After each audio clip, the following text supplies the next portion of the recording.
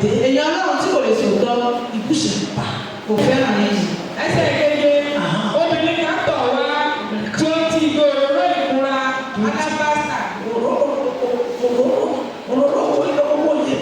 Il est parfait cher. Un parfait qui est très cher et rare. Mais elle a renversé ça sur sa tête. Là où Jésus était assis, il mangeait. Elle a regardé que qu'est-ce qu'elle peut lui donner. Qu'est-ce qu'elle a pour donner à Jésus. Et elle a pris ce parfum, commencé à renverser sur sa tête. Écoute,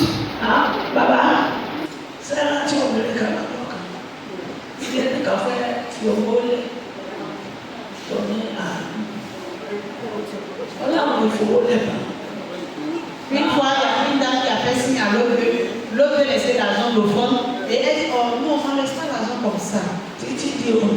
Jusqu'aujourd'hui, cette femme est pauvre. Parce qu'elle s'est cachée pour dire à l'autre, on va laisser offrande. Mais maman a répondu ce jour-là. Maman dit,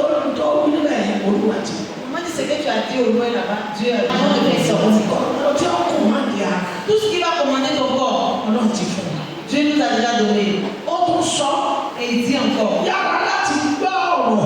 tu peux écouter rapidement, mais sois lent à la réponse. Matthieu 26, verset 1. Lorsque Jésus eut achevé tous ses discours, il dit à ses disciples, 2.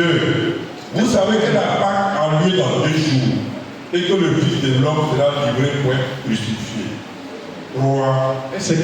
Alors les principaux sacrificateurs et les anciens milieux se réunissent dans la cour du souverain sacrificateur appelé Caïphe. Amen. Il y a les Matthew, Mary de London, ẹsẹ̀ ìdílé, ó sì ṣe nígbà tí Jésù parí gbogbo ọ̀rọ̀ wọ̀nyí, ó wí fún àwọn ọmọ ẹ̀yìn rẹ̀ pé ẹsẹ̀ kejì, ẹ̀yin mọ̀ pé lẹ́yìn ọjọ́ méjì ni àjọ ìrékọjá, a ó sì fi ọmọ ènìyàn lé lọ́wọ́ láti kàn án mọ́ àgbélébùú. Lẹ́yìn ọjọ́ méjì, àjọ ìrékọjá. Le temps passe. Après 2 jours, il s'en va.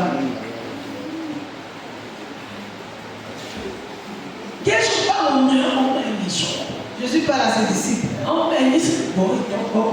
Et les disciples qui veulent l'entendre ont entendu. Ẹsẹ̀ kẹta, nígbà náà ni àwọn olórí àlùfáà. Àwọn akọ̀wé àti àwọn àgbà ènìyàn péjọ ní ààfin olórí àlùfáà ẹni tí a ń pè ní kálífà. Dans le royaume, le grand qu'on appelle le sacrificateur.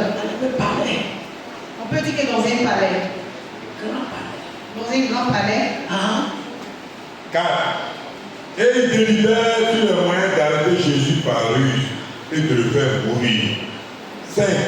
Mais il dit que ce ne soit pas pendant la fête afin qu'il n'y ait pas de tumulte parmi le peuple. 6. Comme Jésus était à Béthanie dans la maison de Simon le lépreux, 7. Une femme s'approcha de lui, tenant un vase dans le mat, il enfermait parfum de grands prix. Et pendant qu'il était à table, elle répandit le parfum sur sa tête. Ẹsẹ̀ kẹrin, wọ́n sì yọ ìgbìmọ̀ láti fi ẹ̀tàn mú Jésù kí wọ́n sì wá. Ils se sont associés pour pouvoir. C'est pas même une association. Comment est-ce que toi-même tu te rassembles aussi? Ambellujo. Ọ̀pọ̀lọpọ̀ rí àwọn tí wọ́n ti kó ní orí òkè bí. Pé àwọn ọ̀dà ọmọ sọ̀rọ̀. Ọbẹ̀rin wọn sọ̀rọ̀. Ìgbà náà kí lọ́nà wọn mọ kó lọ́jà. Ṣé Ọlọ́run wá yọ ọmọ kó lọ́jà láti wá mọ nǹkan wa? Tó bá yẹ kó ọ̀jà lọ́wọ́ bá wà, wọ́n lè mọ nǹkan kọ́sítọ́mà. Wọ́n lè sọ fún kọ́sítọ́mà pé lóòbù ìdèmínásì tirẹ̀. La frères annulent les yeux. Òtítọ́ yín máa ń jẹ́ kójú ọpọ́n àmọ́ kò Un homme de Dieu qui ne peut pas dire la vérité, èèyàn ọlọ́run tí kò lè sòótọ́ il ne bouge pas. kò fẹ́ràn yín ni. Il fait pour le cas un enfer et puis lui il va aller au paradis. Wọ́n fẹ́ kí ẹ lọ sí ọ̀run àpáàdé kó òun á lọ sí paradíṣe. Alors que quand quelqu'un fait comme ça, Ẹni tí bá wá ń ṣe bẹ́ẹ̀ lui-même n'est pas allé au paradis. òun gangan kò lè lọ sí paradíṣe. Yes, kí wọ́n sì pa ẹsẹ̀ karùn-ún. wọ́n s'est parlé. Ils ont fait réunion. Tí Jésù ti mọ̀. C'est là que Jésus a su. Kó tó sẹ́yìn Jésù ti rí o. Avant que tu ne fasses quelque chose, Jésus t'a déjà vu. Kó tó rò kan. Avant même que tu le penses. Yes. ẹsẹ̀ karùn-ún. Ah. ṣùgbọ́n wọ́n wí pé kì í ṣe ní ọjọ́ àjọ kí ariwo kí ó má bàa wà nínú àwọn ènìyàn. Kì í sọjọ́ àná. C'est pas le jour. Àpàdé. Nous allons terminer le culte. Àpàdé. Nous allons nous croiser. Sìgápàdé nílé ìlànà. On n'a qu'à se croiser où? On n'a qu'à se croiser chez qui? Ọ̀dà àpàdé nílé ìyá ọ̀pá. Bon, d'accord, allons nous croiser chez Maman Ba. Àbíkẹ́lẹ́ pàdé nílé ìgbọ̀nmọ́ tẹ̀lé. Ou bien on n'a qu'à se croiser chez Maman Prési. C'est Ayé wa. tu Maman Prési à place en Yes. ẹsẹ̀ kẹfà. Ah. nígbà tí Jésù sì wà ní Bẹ́tánì ní ilé Símónì Àgbà tí Jésù wà ní Bẹ́tánì nílé Símónì. Quand Jésus était chez Simon, adẹ́tẹ̀. ẹsẹ̀ keje. ẹsẹ̀ keje. obìnrin kan tọ̀ wá tí ó ti gbé òróró ìkunra alábàásà Òróró owó iyebíye. il est parfait cher. Òróró tó ṣọ̀wọ́n. Un parfum qui est très cher et rare. Òróró tó níye lórí. Un parfum vraiment qui est très coûteux. Ó gbé òróró yẹn wá. Elle est venue avec ce parfum. Láti fi ṣe kéde. Pour faire quoi? Láti fi fún Jésù. Yes. ó sì dà sí lórí. Et elle a renversé ça bí sur ó ti jókòó tí ń jẹun. Ibi Jésù ti jókòó títí. là où Jésus était assis, il mangeait. Òróró pé kí ni mo lè fún? Elle a regardé que qu'est-ce qu'elle peut lui donner. Kí ni mo ní tí mo lè fún? Qu'est-ce qu'elle a pour donner à Jésus? Ó wá gbé òróró. Et elle a pris ce parfum, Ó bẹ̀rẹ̀ sí í dá. commencé à renverser sur sa tête. Wàá máa gbọ́. Et écoute, Ah, bàbá sẹ́yìn tí obìnrin kan lọ́kọ̀ kan ilé nìkan fẹ́ fi owó lé tó ní àná ọlọ́run ìfowó lẹ́bàá une fois, il y a une dame qui a fait signe à l'autre veut laisser l'argent l'offrande. Et elle dit, oh, nous, on ne laisse pas l'argent comme ça. títí di òní Jusqu'aujourd'hui, ọ̀tá cette femme est pauvre. ọ̀yọ́ ọ̀sán Parce qu'elle s'est tâchée pour dire à l'autre, on va laisser offrande. ọ̀dà ló wà ní Mais maman a répondu ce jour-là. mo ní tó nílẹ̀ yẹn olúwa ti Maman dit, ce que tu as dit au loin là-bas, Dieu a déjà entendu. olùkọ́ náà fowó Tu dis qu'on va laisser offrande. ó wí bẹ́ẹ̀ àbẹ́ òun bẹ́ẹ̀ Maintenant, maman demande à la dame, elle t'a dit quoi? Et la dame dit, oui, c'est vrai qu'elle m'a dit ça à l'oreille. wọn náà ti sàkà C'est comme ça, toi aussi, tu es contre. bẹ́ẹ̀ ni wọ́n bá mú yàn wá ẹjọ́ náà mọ owó pọ́n mi. S'il y a d'autres même qui envoient quelqu'un ici, ils vont commencer à numérer ces 500. Est-ce Est-ce que tu peux aller chez le charlatan, le marabout pour laisser 500? Il va se lapider avec tes 500. Quand même, tu es en train de te déranger. La fille qui a prié pour toi, tu sais pas qu'il a prié et puis il a prié. Oui. S'il t'ont donné la joie, tu vas prier du fond du cœur. Si tu peux même, tu peux te mettre en jeûne. Et puis, il ne peut pas apporter des bons parfums à Jésus. Mais la femme qui a envoyé des bons parfums, ils sont en train encore de murmurer, de parler sur elle. 8. Les disciples, voyant cela, s'indignèrent et dirent, à quoi bon cette fête? 9. On aurait pu prendre ce parfum très cher et en donner le prix aux pauvres. Est-ce que Jésus n'est pas cher? Qui peut payer Jésus? C'est quel richard qui peut acheter Jésus? 10.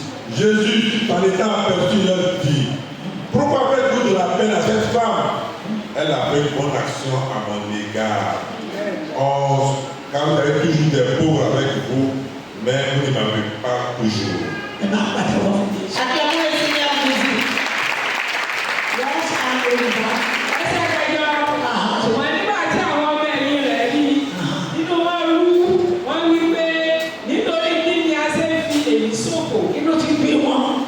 disciples étaient fâchés. C'est un jour passé. Vous voyez que les personnes qui vont périr, Aussi, à droit, il n'y a pas prière pour eux. Devant Jésus. C'est devant Jésus qu'ils sont malades.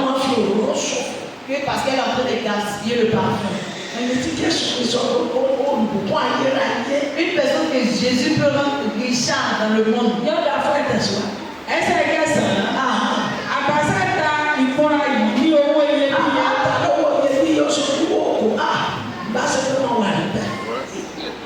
Maman qui sait était là-bas.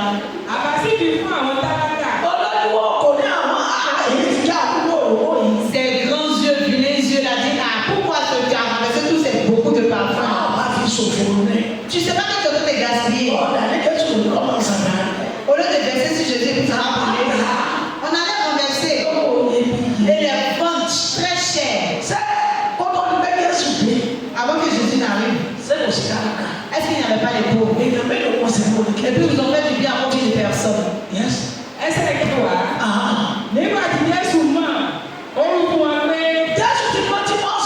Jésus savait déjà ce qu'ils diront.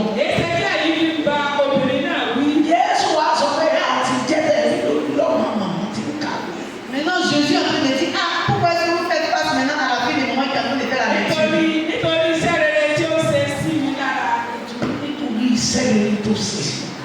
À cause des bons yeux qu'on a eu, c'est quelque chose d'inoubliable pour Jésus.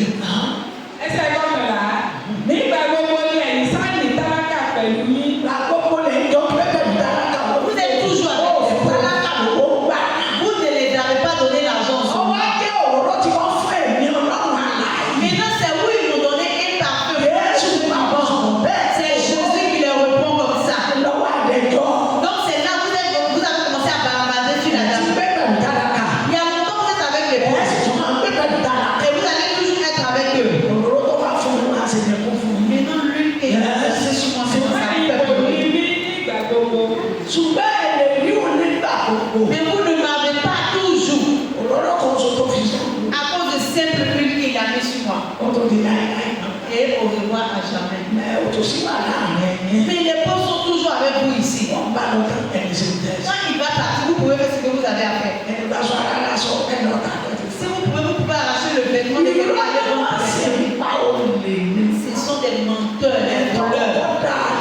Lui qui a créé ça premièrement, c'est à lui que Jésus met toutes choses dans ses mains. Il veut qu'on vende le parfum pour lui remettre l'argent et il va disparaître avec l'argent. Qu'est-ce qu'il cherche? Est-ce que toi aussi tu ne fais pas cela? Est-ce que tu ne fais pas ça aussi? Si on dit de cotiser, tu as commencé à dire autre chose. Et puis si on te dit une somme, toi tu vas laisser 5 ans. Oh, il y avait qui sont me donner des fausses sommes. Que donner à l'homme de Dieu. C'est en ce moment maintenant tu as commencé à porter ta tête, ton poids, en ce moment tout est chaud sur toi.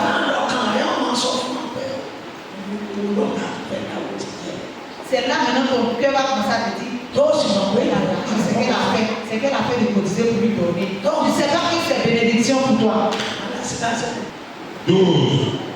En répandant ce parfum sur mon corps, elle a fait pour ma sépulture. 13. Je vous le dis en vérité, partout cette bonne nouvelle sera prêchée dans le monde entier. On racontera aussi en mémoire cette femme ce qu'elle a fait. Il leur a dit, le monde est toujours monde. Même si le monde n'est plus le monde. Le parfum que cette dame a donné, on va toujours parler de ça éternellement. C'est de ça que nous parlons maintenant. Qui était dans ce moment? Est-ce que tu connais combien d'années? Ou bien tu penses que c'est combien d'années? 2000 ans. Mais voilà la parole de Dieu. Dis-moi, que veux-tu qu'on dise de toi? Que veux-tu qu'on dise de toi? Yes.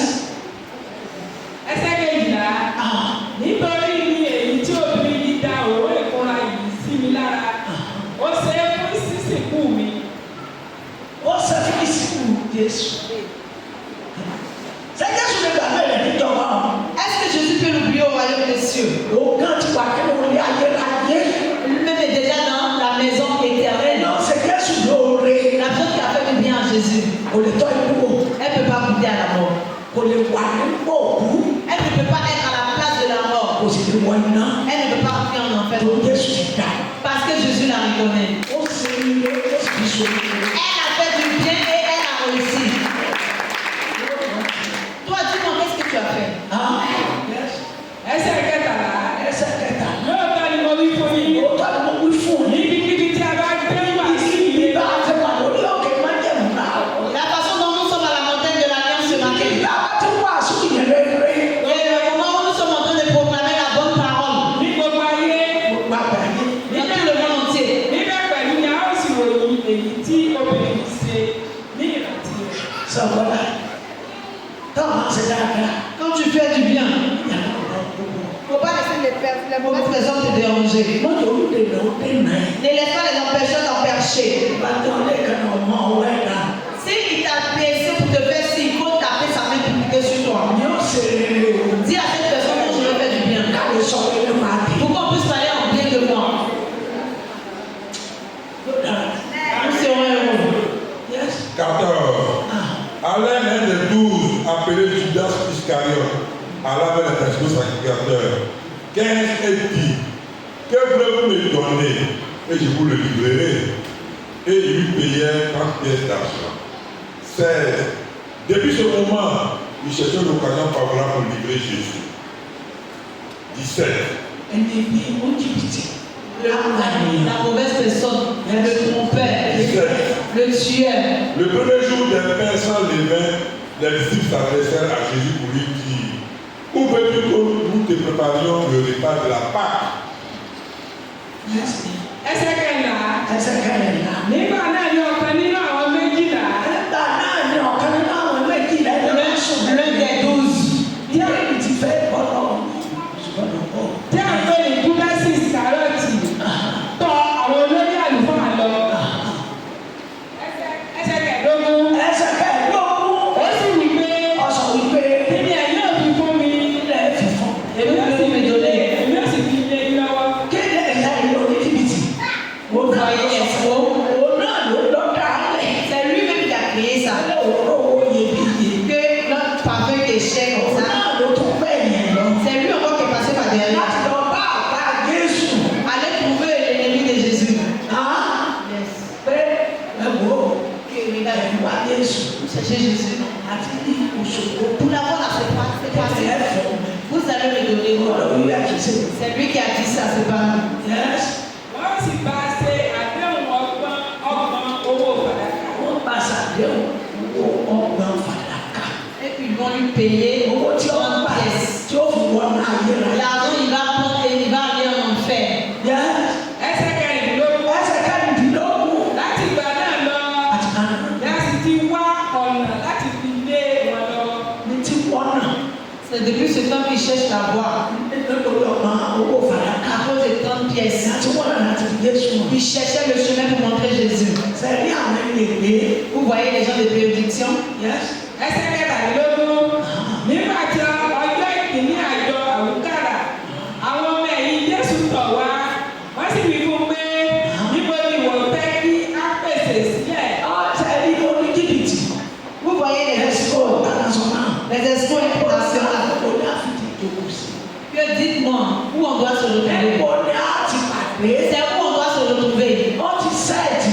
Il a déjà passé le Ọwọ́ pas. àtọ́kọ́ tó ń ṣe pátá. Mais c'est pas que tout ce qu'il faisait là, Jésù rí o. Jésus le voyait. Jésù mọ̀. Jésus savait. Kó tó dá iye. Avant qu'il n'arrive au monde, Jésù ti mọ̀ tí ó ṣe. Jésus savait déjà ce que Judas va Ó faire. wá ń bi Jésù. Et il demande à Jésus. Ó ní àfúgbàdé sí. Bon, là, on se retrouve où? Ìpàdé ìkàrà bó la jù sí. On se retrouve où? Níbo ni ìwọ fẹ́ kí á pèsè sílẹ̀ lọ láti jẹ́ ìrẹ́pọ̀tà. Et il demande à Jésus. Jésù wá fún ọ lẹ́sìn. Et Jésus lui a répondu. Àwọn ilé rẹ̀ nà. C'est chez toi à la maison. Ẹ̀fẹ̀síwájú. Ilé rẹ̀ nà. Chez toi à la maison même. Olójú kòkò ní ẹ̀. Yes. Un vieux là, c'est chez toi. 18. Il répondit, allez à la ville chez Le maître dit, mon temps est proche.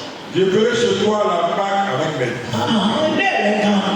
C'est chez toi-même. You know about your man. Si le feu va brûler là-bas, c'est ça te brûler aussi. Qui a collé les volets? Pour que les choses qu'on a déjà prédites soient faites. Yes. 19. Les disciples firent ce que Jésus leur avait ordonné et ils préparaient la Pâque. 20. Le soir étant venu, il se mit à table avec les 12. Yes. Ẹsẹ̀ kejìlélógún, ó sì wí pé ẹ wọ ìlú lọ sí ọ̀dọ̀ ọkùnrin kan báyìí. Ẹ sì wí fún pé olùkọ́ni wí pé àkókò mi súnmọ́ etílé.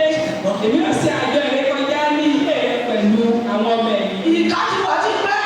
Le mal est là, il y a bien longtemps. Ọ̀dàlẹ̀ tí wọ́n ti pẹ́. Les trompeurs sont là, il y a longtemps. Àṣẹbí tí wọ́n ti pẹ́. Les traîtres sont là, il y a longtemps. Apànìyàn tí wọ́n ti pẹ́.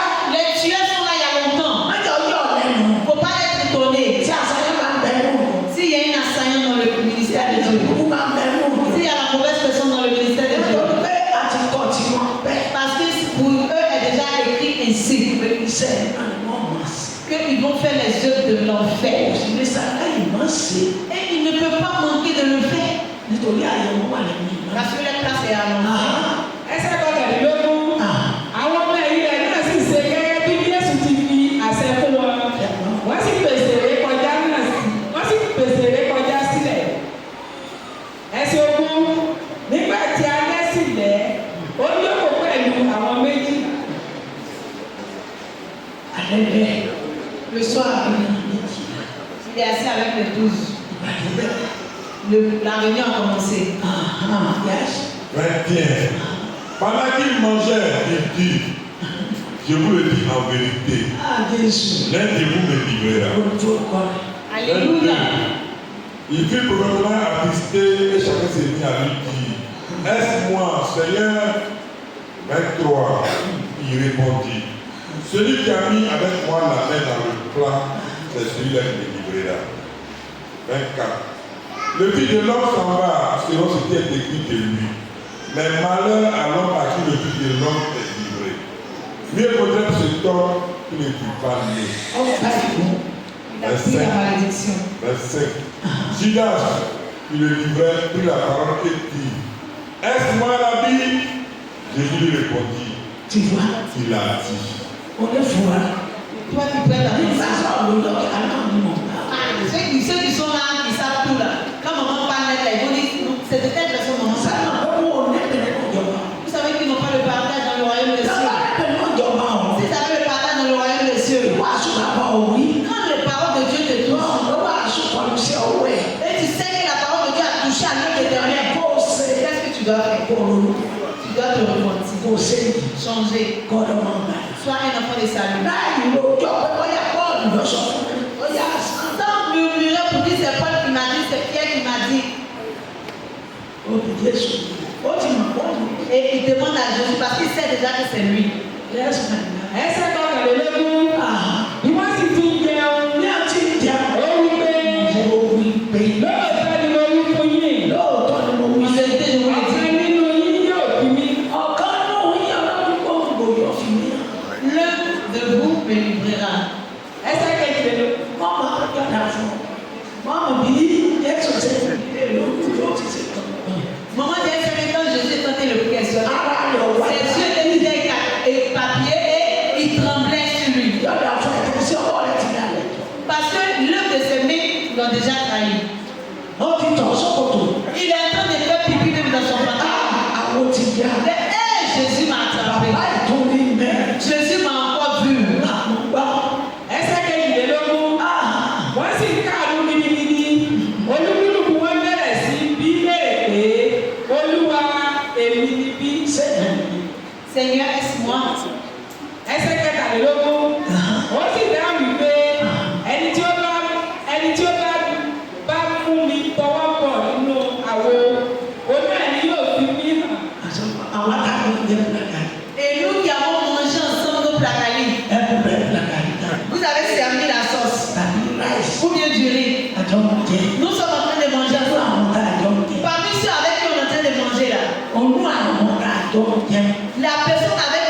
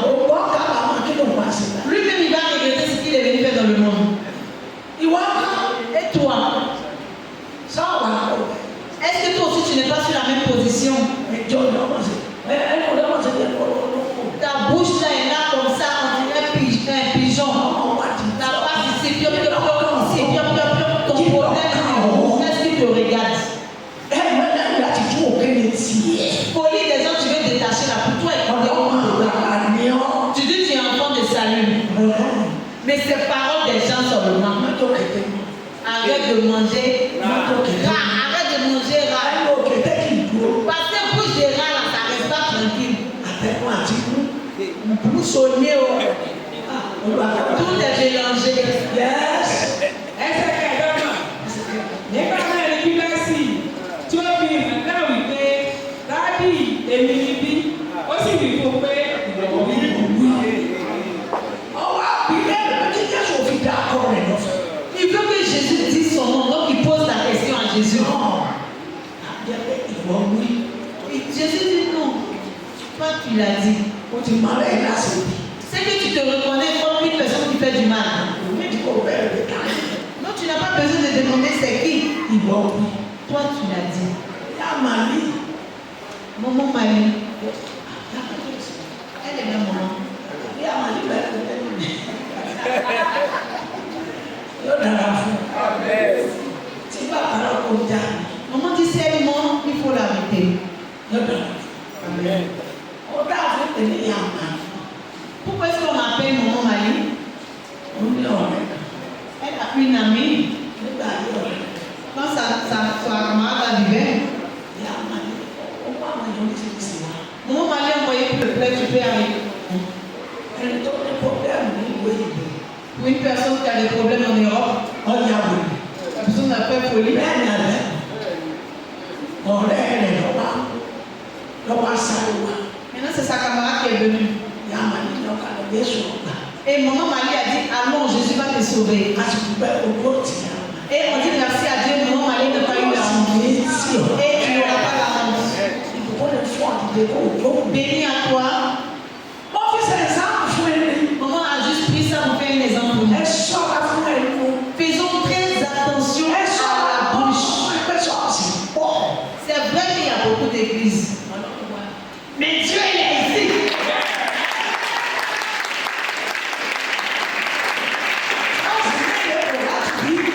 D'autres églises peuvent être remplies d'ici, jusqu'au château, jusqu'à Pétro, ou même au plateau.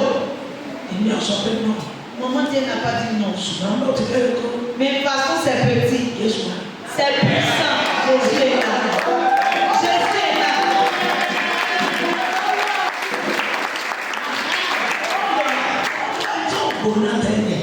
Qui n'est pas chaud avant. Et puis la personne est devenue fou en même temps au bureau. Maman dit au nom de Jésus, il va guérir. On va prier aujourd'hui. Au nom de Jésus. Il n'y a pas où le vent n'arrive pas. Le vent va passer par là. L'esprit de folie. Ils ont lancé cela. Le feu de l'Éternel va le faire sortir. Et il aura la guérison. Ça a été ici ou pas? Acclamons le Seigneur. Et la personne lui dit que la femme qui a prié pour moi, pour qu'elle puisse guérir, pour qu'elle puisse se retrouver, qu'elle n'est plus folle. Il faut qu'elle vienne en Afrique, venir voir cette personne. Mais avant de venir en Afrique, elle demande d'abord à la camarade de maman que c'est quoi elle peut faire pour cette personne.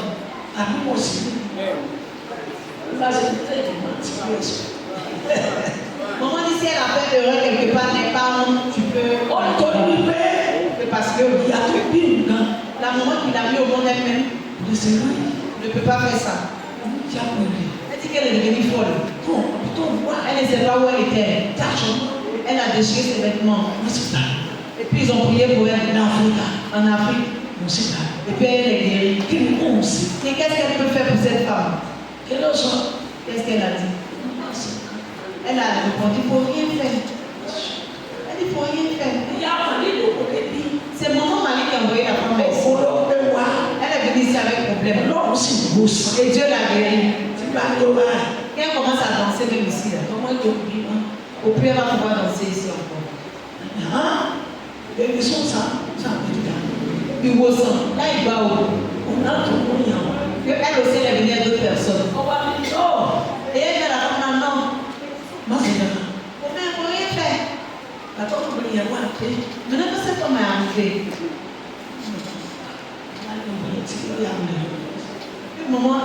venir pour la fois des Fine. Elle est très belle. On appelle les six. Elle a commencé à pleurer. Ton Dieu, il m'a payé. Que Ọlọ́run yìí ó rà mí. Spirit de fou, il est parti. Ẹ̀mí rere ó ti sá lọ. Maman, tu m'as guéri. Maman ẹ wo ó sàn. Ne sais pas. Maman ní àwọn ọkọ. C'est Seigneur des Seigneurs. Jésù olówó C'est lui qui m'a payé. òun ní àwọn bẹ́ẹ̀. Là-bas où le vent n'est pas arrivé, Kò síbi tí afẹ́fẹ́ ìfẹ́ dé. le vent de Dieu Afẹ́fẹ́ Elédùmarè est allé en France pour te guérir. ó fẹ́ lọ sí ìlú tó wà ó wò ó sàn. Ma aussi fait. Et quand ça soufflait pour arriver là-bas, il t'a guéri. Vraiment, Elle dit maman vraiment. je vais faire grand chose. Mais maman mon père c'est où là pour y. La partie là, il ne faut pas faire. Maman, maman dit il y a tout le monde qui m'a c'est. Merci. Maman dit au chien. Simplement, il faut que ta vie à Jésus. Si t'es mis, si mon père lui peut pas y aller pour Jésus. Il ne faut pas faire. Tu vas savoir comment c'est. La parole. Et si solo.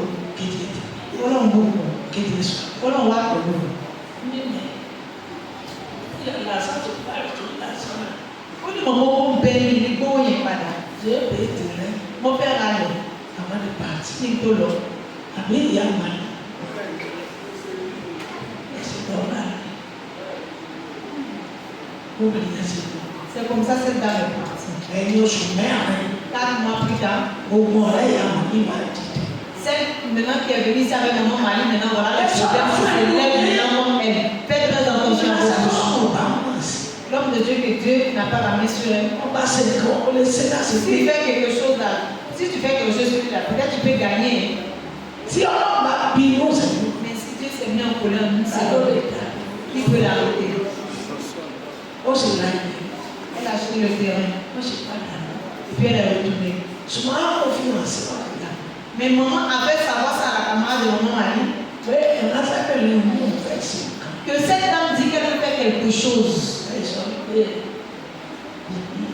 pour Dieu et toi tu dis que ce n'est pas important, ce n'est pas nécessaire. Gloire à Dieu aussi.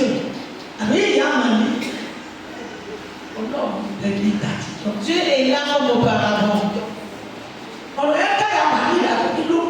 Ça fait mal à maman Marie que mais pourquoi quelqu'un veut faire du bien à l'homme de Dieu? Laisse ça faire. Ça on appelle ça la haine. Mais maman elle dit merci à Dieu. Elle remercie le Seigneur. Voilà que je n'ai pas donné, mais elle remercie le Seigneur. Parce que si elle avait donné à maman main en main, elle peut dire que non, pour remettre ça à maman Marie. Que les deux puissent partager. Parce que tu ne dois pas guérir un fou et puis prendre l'argent. Elle l'a perdu. Sinon, maman a dit qu'elle donnait à maman, elle a dit que donne aussi à celle-là et donne à celle-là. Partage ça entre elle. Tu ne dois pas guérir un fou au nom de Jésus et puis tu vas prendre l'argent. Tu ne dois pas guérir un lépreux et puis prendre l'argent. C'est pas possible. C'est comme ça pour les personnes qui ont épilepsie. Tu peux prier et l'épilepsie va partir. Mais la personne qui connaît la signification ne doit pas prendre l'argent. Voilà que nous sommes en train de le dire aujourd'hui. C'est comme ça qu'ils sont venus pour cette dame. Si tu te fais du bien,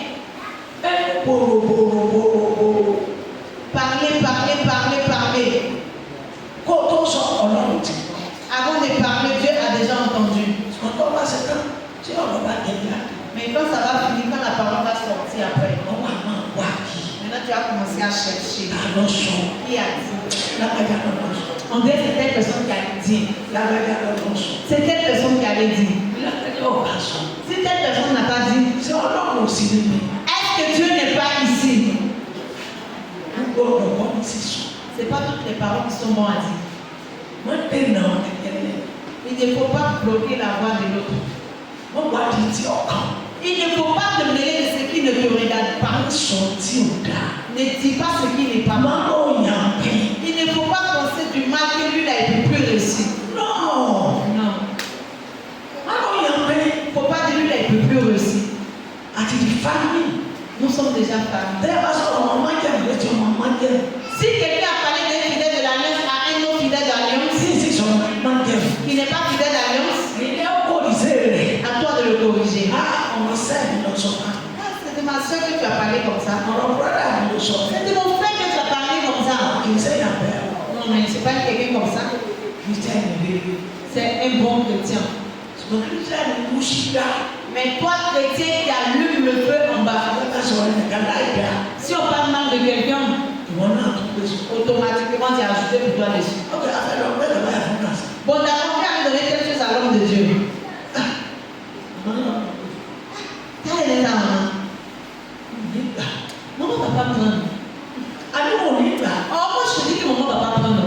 Tu as mis la personne qui va envoyer le truc.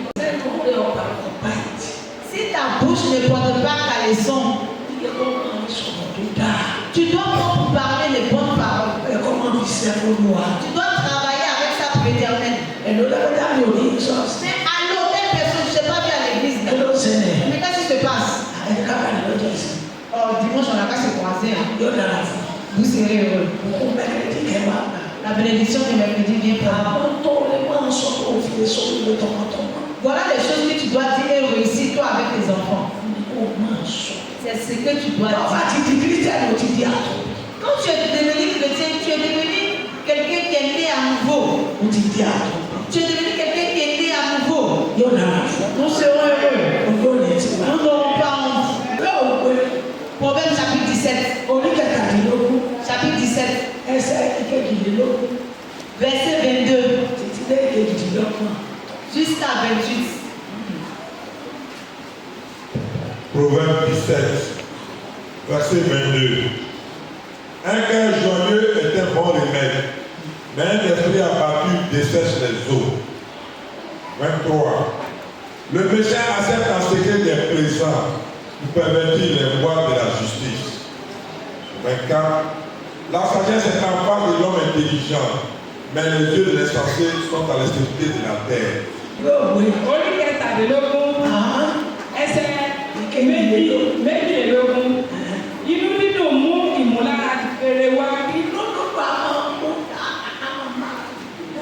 Un cœur joyeux, c'est un remède.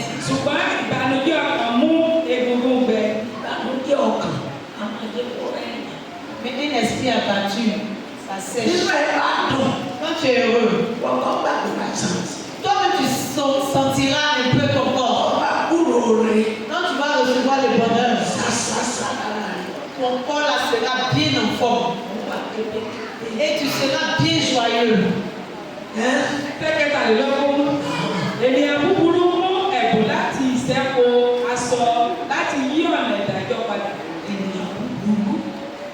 Les méchants. Vous verrez les méchants.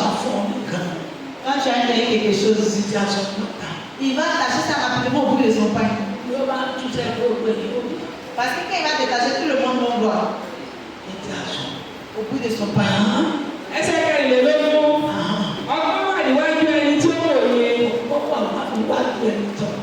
Souvent, nous assurons les bénis au pays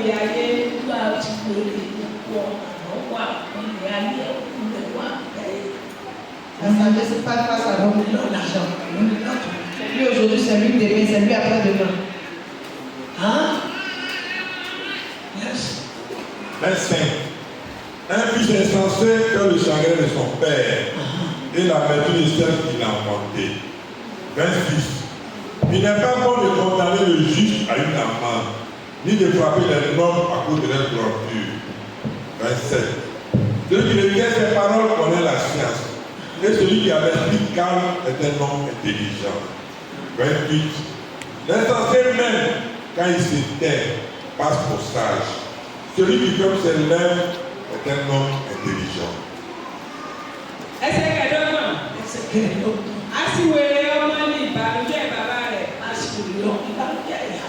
Un fils insensé fait le chagrin des parents. Quelle que soit sa beauté. S'il est insensé, c'est vraiment malheur pour son papa. Son papa ne peut pas avoir la joie. Sa maman ne peut pas avoir la joie. àti kíkorò Regardez ton enfant. àti kíkorò ọkàn fún ìyá tó bí. àti kíkorò ọkàn fún ìyá. Et la petite Ó jẹ́ aussi sa ìbànújẹ́ maman. fún bàbá. Le papa il a le chagrin. Wá jẹ́ ìkorò ọkàn. Et la petite pour sa maman.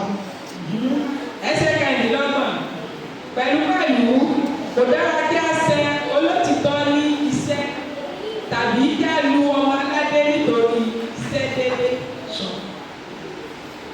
Kò dára C'est pas très bon. láti bá olótìtọ́ jà lórí òtítọ́ rẹ̀. De faire parler avec quelqu'un qui a raison sur sa raison. Ọ̀yẹ́ gbàṣẹ tí ń sọ̀tọ̀. Et puis tu enlèves chicote contre la personne qui dit la Jésù vérité. sọ̀tọ̀ títí tó bí ìlú. Jésus a dit la vérité jusqu'à la mort. Àwọn tí wọ́n ń nà àwọn tí wọ́n ń bọ̀. Ceux qui l'ont chicoté, ceux qui l'ont insulté, Wọ́n ti wà nínú náà ayé náà. ils sont déjà dans le feu éternel.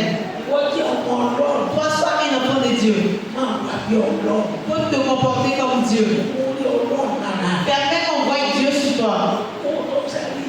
Ọlọ́run fún yàn ní ọpọlọ. Dieu a donné l'intelligence à l'être humain. Ó sì fún yàn ní iyè. Et il nous a aussi donné la vie.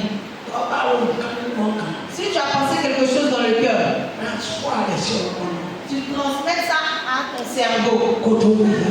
avant de faire sortir. Gbogbo tí ó kù máa di ara. Tout ce qui va commander ton corps, Ọlọ́run ti fún wa. Dieu nous a déjà donné. Ó tún sọ. Et il dit encore, Yàrá láti gbọ́ ọ̀rọ̀. tu peux écouter rapidement, Ṣùgbọ́n lọ́ra láti. mais sois lent à la réponse. Abájọ́. La personne qui garde son prochain, Dieu le voit. Lẹ́nu màá máa sọ. La bouche qui dit tout. Ọ̀pọ̀lọpọ̀ ti dáná. Beaucoup ont déjà eu des problèmes à travers la bouche. Ọ̀pọ̀lọpọ̀ ti ṣe lára. Beaucoup se sont condamnés. Ẹ̀rọ pọ́ǹpù. Même ici à l'aéroport. Bàá máa ń dáná gidi. En ce moment, maman voyageait beaucoup. Láàárọ̀ ẹ̀ máa ti dé. Matin, elle est déjà à Lagosville. Ọkọ̀ tó bọ̀ dàgbé méjì pé. L'avion qui va décoller à 2 heures. Àwọn máa ń Elle va monter dedans pour venir en Côte d'Ivoire. yé dáṣẹ́. Mais elle ne se mêle pas des affaires des autres. Gbogbo tí ń lò. Mais tout ce qui se produit, Ìmọ̀ pọ̀. elle entend. Mo sì jìnnà sọ̀rọ̀. Mais elle s'éloigne. Ká ló sọ̀rọ̀ tí ó kàn. Enlève ta bouche dans ce qui ne te regarde Ó pas. bá jẹ́ ẹgbẹ́ kan yóò dà. Si tu as vu que ça n'est pas bon, Wọ́n ní wọ́n kọ́ lẹ́nu ẹgbẹ́ ẹgbẹ́ láti wọ́n máa yóò dà. faut pas laisser. Ils vont apprendre de ta bouche que telle personne n'est pas bon. Wọ́n máa sọ̀rọ̀ lẹ́gbẹ́. Á ń tọ́sọ̀ náà. Et ce que tu as dit est bon. Kọ̀sọ̀ bá wọn. Mais il n'a pas dit ça. Ìbùkún ni fún. Bénis à toi. Ìbùkún sì ní fún ọmọ. Bénis à cette personne aussi. Ẹ jẹ́ ká máa ṣe bàbá sí fẹ́. Faisons comme le Père veut. Yes.